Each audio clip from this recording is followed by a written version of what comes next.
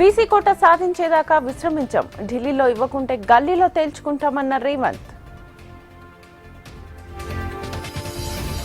BC ధర్నా ఓ పెద్ద drama, Congress నాయకుల నాటకాలంటూ BJP counter. జిల్లాలోనే కాదు రాష్ట్ర వ్యాప్తంగా ఉచిత ప్రయాణం, ఫ్రీ బస్ స్కీమ్ సహా 12 అంశాలకు ఏపీ కేబినెట్ ఆమోదం. వికసిత్ భారత్ దిశగా అడుగులు పడుతున్నాయి, మూడో అతిపెద్ద ఆర్థిక వ్యవస్థే లక్ష్యమన్న ప్రధాని మోదీ.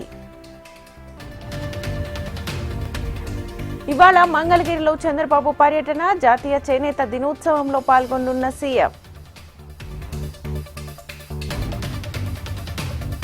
బీసీలకు రిజర్వేషన్లు ఇవ్వడం కాంగ్రెస్ కు ఇష్టం లేదు, ఢిల్లీలో ధర్నా ఓ డ్రామా అన్న T BJP chief Ramachandra Rao. Chandrababu rowdy రాజకీయాలు చేస్తున్నారు, పులివెందుల్లో వైసీపీ నేతలపై దాడిని ఖండించిన జగన్.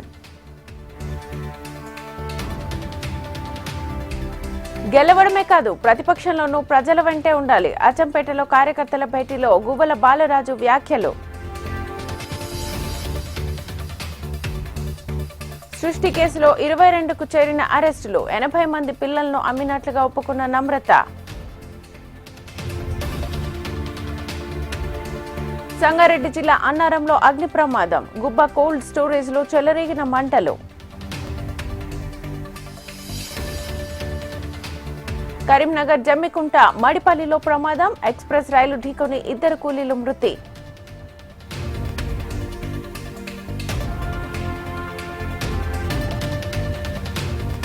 మహబూబ్ నగర్ లో ఏసీబీకి చిక్కిన ఏఈ, 5,000 లంచం తీసుకుంటుండగా పట్టుకున్న అధికారులు. ఉత్తరాఖండ్ లో కొనసాగుతోన్న రెస్క్యూ, దొరకని 50 మంది ఆచూకీ, రంగంలోకి ఆర్మీ. కర్తవ్య భవన్ ను ప్రారంభించిన ప్రధాని, కేంద్ర సచివాలయంలో భాగంగా నిర్మాణం.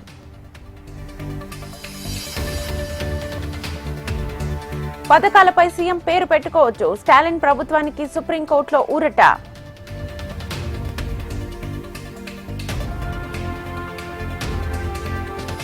ఇది అన్యాయం, మా దేశంపైనే ఎందుకిలా, ట్రంప్ సుంకాలపై భారత్ రియాక్షన్. అత్యధిక కాలం హోంమంత్రిగా అమిత్ షా రికార్డ్, 2258 రోజులు సేవలందించిన కేంద్ర మంత్రి.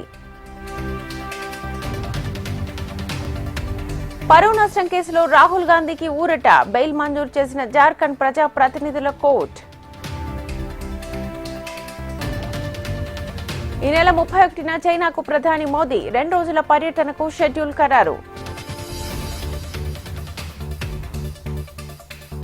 మరోసారి టారిఫ్ బాంబ్ పేల్చిన ట్రంప్, భారత్ పై మరో 25% సుంకాల వడ్డింపు.